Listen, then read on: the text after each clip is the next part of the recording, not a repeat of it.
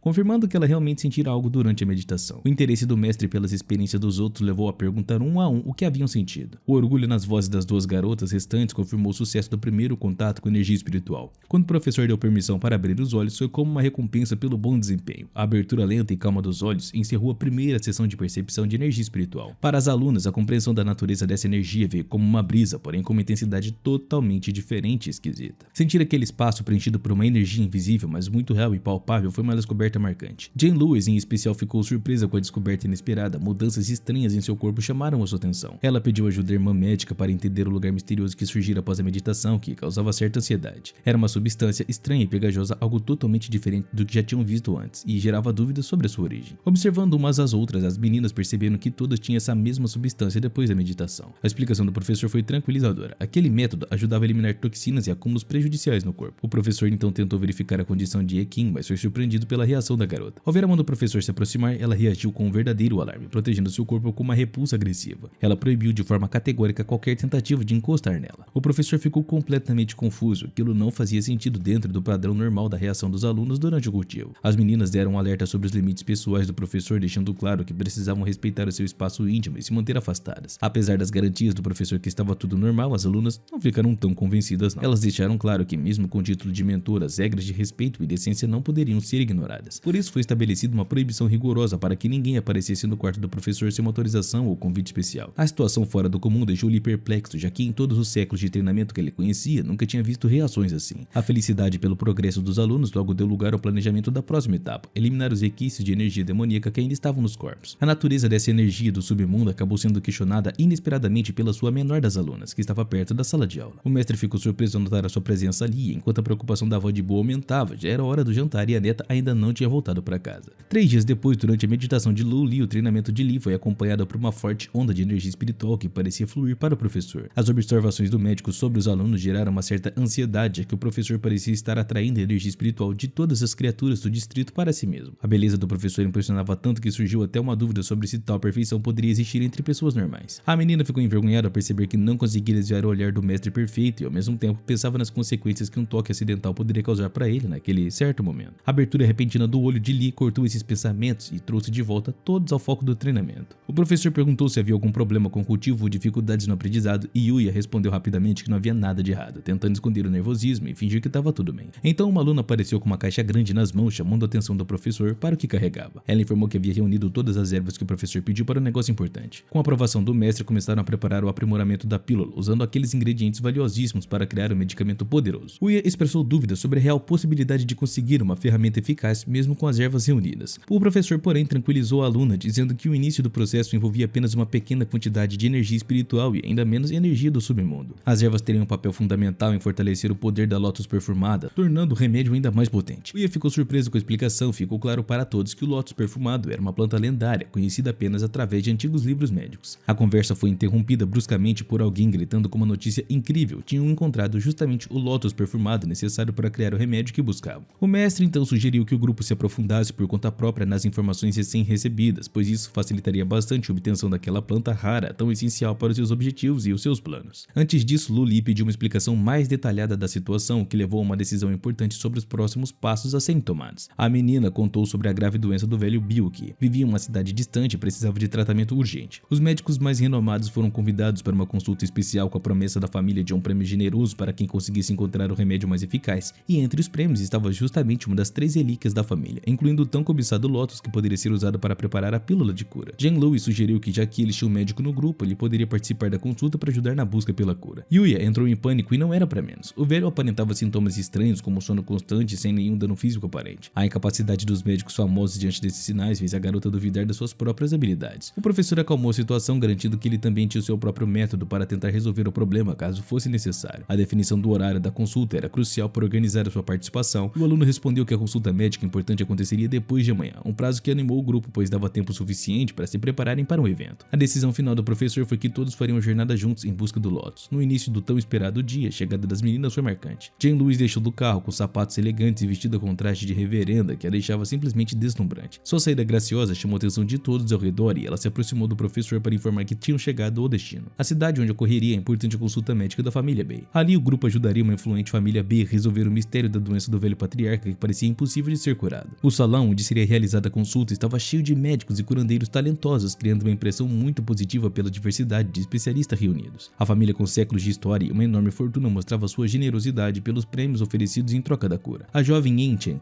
parte da família, ficou sinceramente surpresa ao ver a beleza dos visitantes estrangeiros presentes entre os convidados. Enquanto isso, o rapaz que acompanhava a menina, ainda perplexo, perguntou quem ela era e se havia trazido algum médico para com ela. Na vizinhança confirmaram que o nome dela estava na lista de convidados, embora apenas com uma observação ao lado dos rostos. O nome do médico que a acompanhava também estava lá, mas era claro que ele não era o típico jovem mestre arrogante que se apoia só em nomes famosos. Um cara irritado jogando cigarro no chão olhou com desprezo, se perguntando quem ela era e como ousava aparecer num evento tão importante. O seu comentário cheio de arrogância dava a entender que para ele ninguém era digno de estar ao lado daquela beleza, exceto ele mesmo, claro, com as suas ambições possessivas. Ian percebeu meio incomodada que o vestido que usava era um tato desconfortável, impossível de lutar normalmente vestido assim caso fosse preciso. Jean-Louis também notou um jovem mestre por ali, pensando em como encontrá-lo. De repente, naquele clima tenso, um rapaz se aproximou e ironizou, sugerindo que o plano de negócios anterior havia falhado e que agora ele tentava encontrar um aliado naquela família. A garota respondeu com raiva que seus negócios não eram problema dele e que ele não tinha o direito de se meter nas decisões dela. O professor, curioso, perguntou quem era aquele sujeito chato e a aluna explicou que ele era o segundo jovem mestre da família que atrapalhava sempre os seus planos. A proposta de casamento que ele fez para ela foi algo absolutamente insensato e ela o rejeitou sem a menor hesitação. O jovem cavalheiro, intrigado, perguntou o nome do homem que estava parado atrás dela como se fosse seu companheiro ou guarda-costas, estendendo a mão para recebê-la. O herdeiro da família, educado mas desconfiado, perguntou o nome do estranho, avaliando a possível ameaça que ele parecia representar. Luli não respondeu ao gesto, limitando-se a se apresentar de uma forma simples e direta, apenas como professor, sem dar detalhes do que ele fazia. O senhor da família, indignado, exigiu uma explicação para a presença daquele rapaz atrevido em seu evento privado. A aluna interveio rapidamente, dizendo que ele era um convidado especial, que vinha vindo a um convite pessoal para uma consulta médica. O rapaz, desconfiado, perguntou se aquele simples professor realmente merecia tanta atenção, pois parecia um fantasma, algo quase impossível de ser tão importante. Então ficou claro porque ela havia rejeitado o pedido de casamento, porque preferia a companhia daquele homem. Uma das irmãs praticantes de artes marciais, furiosa com a confusão, estava pronta para intervir e acabar com o arrogante de uma vez por todas. Todas as provocações e ofensas do jovem herdeiro despertaram a ira da jovem guerreira. O próprio professor percebeu as intenções agressivas e, sorrindo, se preparou para qualquer confronto que estivesse vindo pela frente. Com um riso de deboche, ele perguntou se realmente achavam que poderiam fazer algo contra ele. A sua confiança era imensa, já que estava acostumado a ser intocável e superior em todas as situações. Luli, com calma, aceitou o desafio, perguntando se isso seria algo difícil ou impossível de realizar. A resposta veio com segurança: aquilo só acontecia nos sonhos dos oponentes, porque era a família dele que tinha cura para o velho doente. Na sequência, o Dr. Sana apareceu se apresentando, destacando seus 30 anos de experiência prática em medicina e o seu profundo conhecimento na área de tratamentos. A habilidade médica era uma herança que a sua família cultivava há 18 gerações e o prota percebeu que o médico especializado realmente tinha um conhecimento muito profundo, provavelmente vindo de uma tradição familiar antiga. Esse estudo em livros médicos antigos que a maioria dos médicos atuais nem conhecia parecia fazer parte do legado dos curandeiros daquela família. O velho ficou surpreso ao ouvir falar das escrituras secretas, já que pouquíssimas pessoas sabiam da existência desses tratados médicos secretos da família. O médico confirmou tudo isso, explicando que havia estudado muitos livros, incluindo obras sobre lótus e vários outros temas metódicos. Então perguntou ao mestre sobre o conhecimento da família San e o mesmo respondeu falando sobre consultas anteriores que a sua família já tinha recebido. Com isso, começou uma consulta médica séria dentro das instalações e a tosse do apresentador logo chamou a atenção de todos os médicos presentes, marcando o início oficial daquela reunião. O representante da família B agradeceu de coração a todos que atenderam ao chamado para ajudar no tratamento do pai doente. Apesar do seu estado físico do pai estar normal, ele continuava em coma sem sinais de melhora ao despertar. Agora todas as informações reunidas desde o começo da doença seriam distribuídas entre os participantes para que pudessem estudar o caso com atenção. Para que os médicos entendessem a fundo a doença misteriosa, era essencial que eles conhecessem todos os detalhes dos dados recolhidos. Só assim poderiam encontrar a chave para curar o patriarca da família e devolver a sua vida ao normal. Nesse momento, a lembrança do prêmio foi mencionada de uma forma apropriada. A família estava oferecendo uma das suas relíquias mais valiosas para o curandeiro que conseguisse salvar o pai. A chance de ganhar essa relíquia só apareceria para aquele que realmente conseguisse a cura completa do patriarca. O mestre então apontou para uma vitrine cheia de tesouros da família, destacando um tema em particular que chamou a atenção do prota. Ele imediatamente reconheceu que esse era o talento essencial para cumprir a missão que tinham pela frente. A relíquia em questão incluía um lótus, que era o ingrediente-chave para fabricar o remédio necessário. Depois de analisar os registros médicos, todos os convidados chegaram à conclusão que o paciente estava, que na verdade, mais saudável do que a maioria de algumas pessoas vivas. Era difícil de acreditar na situação real, pois todos os indicadores médicos estavam dentro da caixa ideal. Uia, um dos presentes, ficou confuso diante dessa raridade. Apesar dos bons indicadores, o velho permanecia em coma. Um amigo então questionou o médico sobre o que ele entendia da essência do problema e quais poderiam ser as razões para aquele estado tão estranho. A resposta dos médicos foi clara e lógica. Reunir especialistas daquele nível para um único paciente só poderia significar que o problema era extremamente complexo. Os registros médicos tradicionais não seriam suficientes para fazer um diagnóstico correto, porque era necessário um exame mais profundo e também bem mais detalhado. O senhor da família B então perguntou à plateia se alguém tinha alguma ideia ou hipótese sobre a doença. A única resposta foi o silêncio, com expressões confusas no rosto dos médicos presentes. Um dos convidados admitiu que só confiar nos registros médicos dificultava muito tirar qualquer conclusão sobre o estado do paciente. Por isso foi feito um pedido para que fosse possível realizar um diagnóstico direto e mais preciso no próprio paciente. Considerando que essa parecia ser a única saída razoável para a situação, todos os médicos presentes ficaram na expectativa de uma resposta positiva ao pedido para realizar um diagnóstico mais completo do paciente. Eles aguardavam ansiosamente a oportunidade de examinar o caso de perto. O jovem representante da família expressou sua gratidão pelo convite do médico do pavilhão dos curandeiros celestiais, que destacou a importância daquele encontro. Henley, observando o ambiente, percebeu que ali estavam pessoas de grande coração, explicando que seu amigo médico também não conseguia ficar indiferente ao sofrimento dos outros. O filho da família agradeceu a presença de todos, compartilhando que o seu pai vinha sofrendo há muito tempo e que eles estavam sem saber qual o próximo passo a ser tomado. A esperança de uma solução foi expressa em palavras de agradecimento antes que o proprietário se desculpasse para receber os próximos convidados do The Consult. Então o jovem representante da família se aproximou das meninas com uma pergunta meio provocativa, questionando se elas realmente acreditavam que tinham direito ao diagnóstico. Essa provocação não trouxe nenhum avanço útil para o tratamento e Jane Lewis aconselhou que era melhor cada um cuidar da sua própria vida e não se intrometer nos assuntos alheios dos outros. A irritação da pessoa ficou clara quando questionou se os registros médicos não seriam suficientes para entender a natureza daquela doença para lá de misteriosa. O Dr. Sam, com bastante confiança, afirmou que mesmo a família de curandeiros hereditários não fosse capaz de descobrir a causa do problema, ninguém mais então conseguiria. Loli lembrou que nem mesmo o ancestral desse médico teria dito algo assim quando ainda estava vivo, e ficou claro que a transmissão de conhecimento para gerações futuras era inquestionável, mas o tom e a autoconfiança que ele exibiu pareciam ter surgido de uma forma independente, sem o respaldo da sabedoria dos ancestrais. Sam, visivelmente irritado, reagiu com indignação. O jovem ali presente falou então sobre os seus respeitados ancestrais e a herança médica que recebeu. Para ele, seu ancestral acreditava que todas as doenças poderiam ser tratadas desde que houvesse foco e conhecimento dedicados ao caso. Mesmo nos seus últimos anos, o sábio curador se preocupava profundamente com o fato de que as suas habilidades talvez não fossem suficientes para ajudar todas as pessoas que sofriam. Para ele, usar o nome do ancestral e a herança da família como uma forma de buscar a fama e se achar competente seria algo totalmente inaceitável. Quando o Dr. Sam ouviu essas palavras sobre o seu próprio ancestral, ficou indignado, afirmando que já tinha ouvido declarações ofensivas demais, e pediu para que colocassem suas habilidades à prova e lançou um desafio, dizendo que no final, só um deles seria o tolo. Loli, de maneira humilde, confessou que não conseguia exatamente a capacidade do adversário, mas afirmou com confiança que ela mesma tinha competência maior daquele assunto. O representante da família B tentou acalmar o clima, lembrando a todos a longa tradição médica da família, e falou que às vezes é justamente na disputa que a verdade pode aparecer, parecendo buscar um meio termo entre os dois lados. A tensão entre os dois quase virou um conflito seríssimo, capaz de atrapalhar toda a consulta. Foi então que Jane Lewis, cansada de conversas sem sentido, se ofereceu para mostrar na prática o que realmente sabia fazer. O dono da casa, refletindo sobre o possível desfecho daquele confronto, convidou todos para acompanhá-lo. Ele liderou o grupo de médicos pelo luxuoso corredor, onde a decoração e as obras de arte impressionavam pela riqueza, guiando eles até um quarto onde o pai doente e a família estava. O velho, isolado naquele ambiente misterioso há muito tempo, recebeu a permissão para que os médicos entrassem, enquanto os acompanhantes foram convidados a esperar no corredor. Uia pediu autorização ao professor para continuar o exame, e ao receber a aprovação, o senhor da família B ficou surpreso ao perceber que a jovem chamava o rapaz de professor, o que lhe causou ainda mais dúvidas sobre quem realmente era aquela pessoa, já que parecia desconfiada e desconhecida entre os círculos médicos apesar de ter alunas. O médico iniciou o exame completo completa do idoso em coma, verificando o pulso nas duas mãos e examinando a região da cintura, os primeiros passos para um diagnóstico detalhado. Naquela cena era possível ver também um jovem médico dedicado, atento a cada sinal do velho paciente, e aos poucos a luz do sol começou a atuar com sua energia curativa, combinada com métodos tradicionais de cura dos médicos hereditários. A força dessa energia foi tão intensa que até quem estava no corredor sentiu sua influência. Os alunos notaram um aroma doce que parecia surgir no ar, um fenômeno estranho e incomum. O professor compreendeu que finalmente o quadro geral da situação estava ficando mais claro para ele. A expressão séria no rosto do médico também não era um bom sinal para o resultado que todos esperavam. Quando o diagnóstico foi anunciado, a incapacidade de identificar a causa da doença deixou todo mundo de cara. O estado do paciente mostrava um pulso estável e uniforme, ductos limpos e nenhum sinal típico de uma doença física grave. O professor explicou que a doença não tinha uma origem física, o que justificava a ausência de sintomas comuns. O senhor da casa reagiu com alegria, fazendo um comentário que nem mesmo o médico do pavilhão celestial conseguiu entender direito. O mestre fez uma pergunta ao descendente tradicional da família de medicina sobre se ele tinha alguma ideia sobre a natureza daquela doença. Com confiança, o jovem respondeu que a causa ainda não havia sido descoberta ou coisa do tipo, mas que o método de tratamento já estava decidido. O que importava era que o tratamento já havia sido prescrito e que deveria ajudar o paciente a se recuperar daquela doença pra lá de misteriosa. A entrega dos documentos com as receitas foi o passo final do diagnóstico feito pelo médico hereditário, que parecia bastante seguro de si. Quando a família Sam pediu ao mestre para seguir a receita e preparar o remédio, ele garantiu que o método funcionaria. Ele prometeu que o pai acordaria dentro do meio-dia após o uso do remédio, uma promessa ousada para o médico. O jovem representante da família estudou com atenção a lista de plantas e ingredientes exóticos indicados na receita. Luli foi quem leu os itens da receita, incluindo peony e até um ingrediente curioso e surpreendente, o cabelo da esposa do paciente usado como componente auxiliar. Isso chamou a atenção de todos, levantando dúvidas sobre a correta interpretação daquela receita, já que o domínio do assunto parecia muito profundo, despertando suspeitas em quem havia feito o pedido. Foi então que um grito indignado quebrou o clima. O Dr. Sam ficou chocado ao descobrir que o estranho sabia da receita secreta. Ele avisou que aquela receita para despertar a alma não era a melhor solução, pois ativava o fluxo de energia de uma forma arriscada. Ele explicou que o paciente poderia até despertar usando esse método, mas isso viria com um custo alto. Em menos de uma semana, o efeito passaria e ele morreria de repente. O tom do médico revelava que ele via nisso uma atitude egoísta da família, e o seu desapontamento com os métodos do curandeiro hereditário ficou claro. Ele condenou veemente essa prática de curandeiros que agem pensando apenas em si mesmos e de repente, usando uma força pra lá de impressionante do seu corpo de dragão, o sujeito derrubou o médico autoconfiante, mostrando um poder físico inesperado. O senhor da família correu até o médico caído, preocupado com a sua condição, e ficou revoltado com a ousadia do estranho. A atitude tão agressiva dentro da casa de uma família respeitada causou surpresa e indignação em todo mundo que estava no lugar. Houve até palavras fortes sugerindo a demissão de Kush, enquanto discutia as acusações contra o médico, acusações que, segundo alguns, não refletiam a verdadeira essência do problema. Luli, com uma falsa reprovação, se dirigiu ao médico perguntando se ele não sentia vergonha daquele comportamento. Sam pediu desculpas, dizendo que não compreendia completamente a natureza das acusações contra ele. Segundo ele, o tratamento aplicado correspondia exatamente aos sintomas do paciente. Mas, para a surpresa de geral, as palmas irônicas de Lee chamaram a atenção e ele fez um comentário sarcástico sobre aquele excelente tratamento, preparando o terreno para revelar o engano à família Bay. Ele questionou qual era de fato a doença do velho e para quais males aquele remédio deveria funcionar. Enquanto Sam pensava na necessidade de completar um ritual para retirar a alma do paciente, ficou claro que a confiança da família Bay dava a ele a segurança, já que até aquele momento ninguém havia questionado a sua competência. Por fim, ele apresentou o remédio secreto guardado em um caixão dourado de 1000 anos, como se fosse a sua última carta para proteger a sua reputação. Ele explicou que aquele tratamento especial tinha sido desenvolvido para uma doença antiga chamada mosquitos, o que justificaria a estranheza do método usado. Sam, ao admitir que não entendia direito o conceito de despertar a alma, soou como se estivesse tentando se justificar a própria ignorância no assunto. Luli percebeu que o jeito com que o estranho mostrou a receita demonstrava um total desrespeito pelas regras básicas da ética médica, e essa atitude foi muito além do que qualquer professor poderia esperar. Era difícil acreditar que alguém pudesse tratar a vida humana com tanto descaso. A proposta de testar o médico e o remédio secreto daquela família no mesmo soava mais como um desafio à confiança do médico na segurança do tratamento. O médico entrou em pânico e perguntou por que seria necessário testar o remédio no próprio corpo. Quando recusou o autoexame, explicou que já conhecia os verdadeiros efeitos colaterais da medicação proposta para o velho paciente. Então veio a revelação: o remédio na realidade não curaria o paciente, ele apenas sugaria sua energia vital, deixando o corpo vazio como uma casca sem vida. O choque tomou conta do médico ao perceber que uma farsa estava sendo exposta diante de todos. O filho do Sr. Bay, segurando a receita, ficou em choque diante da possibilidade de que aquelas acusações contra o especialista visitante fossem realmente verdadeiras. A dúvida sobre a veracidade das palavras do estranho surgiu na tentativa de negar aquelas terríveis suspeitas, mas a explicação sobre a verdadeira natureza da doença deixou claro que ignorar as tradições ancestrais da acupuntura e das ervas, apostando em métodos duvidosos, era uma grande falha. Sam tentou se justificar dizendo que a receita era muito antiga e que com o passar dos anos alguns detalhes importantes poderiam ter sido esquecidos ou coisa do tipo, mas o que acontece é que ele usou o tempo como desculpa para possíveis imprevisões e nas descrições médicas da família. Luli sugeriu que esses detalhes esquecidos indicavam na verdade uma incapacidade de encontrar uma explicação real para o problema. O médico começou a tremer enquanto ouvia as palavras do sujeito que o denunciava, já sabendo que a sua reputação estava prestes a desabar de vez. Quando foi dito que a doença nem sequer existia no sentido tradicional, soou como veredito definitivo. Se o prota não tivesse intervindo, aquele impostor teria destruído a vida de mais uma pessoa inocente. Um silêncio chocado tomou conta de todos que estavam no corredor enquanto as revelações sobre a verdadeira doença do velho iam se espalhando. O rejuvenescimento do Sr. Bay refletia o significado exato do que o professor tinha dito sobre a condição que atingiu seu pai. O filho do paciente estava confuso. Será que aquele visitante realmente sabia do que o patriarca da sua família estava sofrendo? A confirmação de Luli foi clara e sem dúvidas, aquilo não era uma doença no sentido médico tradicional. A verdadeira causa estava em um parasita que havia se instalado no corpo do velho, sugando a sua energia vital, e o choque do filho foi evidente. Ele pediu mais explicações sobre esse parasita que para o professor tinha um sintoma muito específico: mergulhar a pessoa em um sono profundo e permanente de onde seria quase impossível acordar sozinho. O cheiro doce que saía dos infectados ficou tão forte que até quem estava mais perto conseguia sentir, algo que os alunos do mestre já tinham até percebido. O filho do velho ficou em choque com essa revelação, pois ele tinha realmente notado coisas estranhas no pai desde que o coma começou. Na época, o estranho cheiro ao redor do pai parecia coisa da sua imaginação, e o jovem se aproximou rezando e pedindo ajuda desesperadamente. Ele implorou para que o professor dissesse como salvar o seu amado pai, e com orgulho o protagonista confirmou que tinha conhecimento para curar o velho daquele mal. O filho ficou esperançoso e o prota já começou a preparar tudo para o tratamento, mostrando tanto a sua determinação quanto o desejo de salvar a vida do paciente. Mas a resposta do professor o surpreendeu, pois para o tratamento nada de especial seria necessário, só a presença dele no quarto do paciente já bastava. Um dos alunos acompanhou o professor até a sala, onde começaria o procedimento único para expulsar o parasita espiritual do corpo do velho. O primeiro passo foi a indicação do professor sobre a necessidade de ressuscitar o idoso. Uma energia intensa começou a se concentrar em volta de Lee, criando um poderoso campo espiritual para a purificação. De repente apareceu diante deles um dragão de energia azul, uma manifestação linda e poderosa do poder espiritual que impressionou todos que assistiam. Quando o professor tocou as costas do paciente, uma energia purificadora começou a ser transferida para o corpo do velho. Will, observando tudo, percebeu que a energia espiritual poderia ser usada para limpar o corpo de toxinas. Era claro que aprender a usar esse tipo de poder era algo que todos os estudantes precisavam dominar. A visão espiritual ativada pelo professor permitiu que até que eles enxergassem os parasitas horríveis que estavam dentro do coração do velho. Assim que o procedimento acabou, o idoso acordou imediatamente. Ele tossiu sangue, uma reação natural para expulsar os parasitas que ficaram presos no sistema respiratório por muito tempo. A cena causou repulso até mesmo no médico, que ficou assustado com a realidade da situação. O filho do velho, por outro lado, estava radiante, aliviado e feliz porque o tratamento tinha funcionado e o pai estava consciente de novo. Quando perguntaram ao Win sobre a fraqueza do velho, explicou que era uma reação normal após tanto tempo com o parasita sugando todas as suas forças. O velho estava meio confuso, sem memória do tempo que passou em coma. Luli explicou à família que os parasitas tinham sido expulsos e que o corpo agora estava começando o processo natural de recuperação. Eles ficaram surpresos, sem acreditar que algo assim fosse realmente possível no mundo da medicina tradicional. Depois o prota voltou para conversar com o médico que tinha proposto o tratamento errado e exigiu que explicasse a ligação entre o diagnóstico que ele deu e os parasitas que tinham sido encontrados no paciente, ou a chapa ia esquentar para o lado dele. O médico não soube o que responder, pois a sua mentira já tinha sido descoberta por todos. Ele caiu de joelhos surpreso e ainda questionou se o velho realmente tinha parasitas no corpo. O prota então lembrou a todos os princípios morais que o médico deve seguir e deu um aviso claro e sério: qualquer tentativa de prejudicar alguém no futuro traria consequências pesadas para esse curandeiro. A derrota naquela situação foi tão marcante que Sam ficou completamente sem reação diante do jovem que havia desmascarado toda a sua farsa. O mestre exigiu que ele encerrasse aquela mudança, aquela bagunça também, antes que todos ali manifestassem a vergonha que estavam sentindo pelo ocorrido. O médico que havia convidado o chefe da família Bay observava o comportamento do rapaz, cuja postura e competência despertavam respeito. A presença daquele jovem marcou o começo de uma sincera demonstração de gratidão por ter salvo a vida do patriarca da família. Com uma reverência profunda, o filho expressou palavras de enorme agradecimento, destacando que a cura parecia impossível até então. Ele ainda admitiu que se não fosse pela ajuda do professor, o pai provavelmente não teria sobrevivido às ameaças dos parasitas. O jovem lembrou também que, apesar da expulsão dos organismos nocivos, o paciente estava extremamente fragilizado e precisaria de um longo período de recuperação para restaurar por completo o seu corpo. O velho patriarca, por sua vez, agradeceu com sinceridade a ajuda recebida, reconhecendo a bondade do jovem que salvou a sua vida de uma maneira surpreendente. O filho reconheceu que ninguém havia sequer cogitado a hipótese de uma doença causada por parasitas e que só a sabedoria do mestre foi capaz de identificar a real causa do problema. Em resposta, o mestre compartilhou que aqueles parasitas eram originários do sul do país, uma região onde casos desses costumavam estar ligados a assassinatos misteriosos. Luli então questionou de uma forma lógica se havia alguma ligação com pessoas daquela parte do país tentando descobrir a origem do contágio. O velho, de uma forma firme, negou qualquer conexão, garantindo que jamais esteve no sul e que não conhecia ninguém de lá. O filho mencionou que havia se encontrado com algumas pessoas que apresentavam sintomas parecidos e se ofereceu para reunir mais informações e ajudar nas investigações. A hipótese do prota sobre a possibilidade de haver mais infectados gerou preocupação sobre a extensão do problema envolvendo os parasitas. Diante disso, Jane Lois tomou a iniciativa de propor ao professor que lhe permitisse liderar essa investigação, mostrando estar preparada para lidar com essa questão. Essa decisão aliviou o mestre, que viu ali o alcance de não precisar se envolver diretamente nas próximas etapas da pesquisa. Aprovou a proposta com base no prestígio da família Bay, considerando que seria melhor deixar a responsabilidade com alguém de status elevado. O filho do patriarca concordou, compreendendo os benefícios de usar os contatos da família e a influência de uma empresa rica como Jane Lois. Logo surgiu o assunto da recompensa, algo natural, já que queriam demonstrar gratidão por salvarem a vida do patriarca. Com segurança, Lee afirmou que o seu único interesse era a flor de lótus, o verdadeiro motivo da visita àquela consulta. O consentimento da família foi imediato, sem qualquer resistência, evidenciando o quanto estavam sinceramente gratos pela ajuda recebida. A noite terminou com todos embarcando em um táxi, despedindo calorosamente da família Bay, agora em paz após o sucesso do tratamento. Mais tarde, o professor se voltou para a aluna de medicina para conversar sobre tudo o que havia acontecido e sobre o aprendizado obtido naquele dia. Prometeu ensinar como tratar casos semelhantes, destacando que isso marcaria uma nova etapa fundamental na formação médica da estudante. Desenvolver a capacidade de curar outros pacientes com sintomas parecidos seria o próximo grande passo no avanço das habilidades de cura de Wai. Um grande sorriso iluminou o rosto da garota quando ela fez uma promessa sincera ao professor que não decepcionaria e se dedicaria ao máximo para aprender tudo o que pudesse. Em seguida, Jane Lois se levantou uma questão importante, querendo saber quais eram as verdadeiras intenções da mestre, especificamente se ele desejava encontrar o responsável por infectar essas pessoas inocentes com parasita. A confirmação do professor não deixou dúvidas de que essa realmente era a missão, e afirmou que as vítimas, apesar de inocentes, não significavam nada para o culpado, o que tornava os seus atos ainda mais cruéis e impensáveis. Luli então se manifestou com firmeza, dizendo que se permitir a continuidade dessas atrocidades era algo absolutamente inaceitável. As suas palavras ecoaram como um imperativo moral, algo que todos sentiram como verdadeiro. A resposta dos alunos veio de uma forma unânime e decidida, mostrando que estavam todos em total acordo com o posicionamento do professor. Ye King expressou sua opinião sobre a honestidade e o senso de justiça do mestre, demonstrando profunda admiração por essas qualidades. Uya também compartilhou seu ponto de vista, vendo que o professor como um verdadeiro cavaleiro, alguém digno de respeito tanto pelas ações quanto pelas palavras. O clima do momento era tão intenso e cheio de significado que Jane Lois ficou visivelmente emocionada, chegando até a sentir um pouco constrangida com a força das próprias emoções. Foi nesse instante que Uya pigarreou levemente, desviando a atenção e introduzindo um novo assunto. O grupo então começou a discutir o início do caminho para o cultivo e como isso exigiria mudanças profundas na forma de enxergar o mundo e na maneira de viver. A ideia de desprender das leis mundanas e das experiências da vida anterior foi trazida pela aluna como uma condição necessária para evoluir espiritualmente. O professor ficou surpreso com aquela escolha incomum de palavras, o que levou a menina a explicar que havia lido aquilo em um antigo livro de estudos, mencionando que também as 6 raízes da calma, um conceito que havia aprendido em tratados teóricos e que agora fazia parte do seu entendimento sobre o cultivo. Para a aluna, abandonar as leis humanas e deixar para trás a vida comum era algo natural e verdadeiro no caminho para alcançar a imortalidade. Contudo, para Ali, não conseguiu se conter e acabou reagindo impulsivamente a essa declaração, julgando-a exagerada. O professor, com leveza e bom humor, deu um pequeno tapa simbólico na aluna, repreendendo-a por repetir tamanha bobagem. Confusa, ela soltou uma pergunta retórica, refletindo em voz alta sobre como era possível formar alunas com ideias tão equivocadas. Ficou claro para o professor que a diferença entre obras científicas e ficção artística não estava sendo bem compreendida, algo que deixava ele levemente frustrado, mas também determinado a ensinar com ainda mais clareza.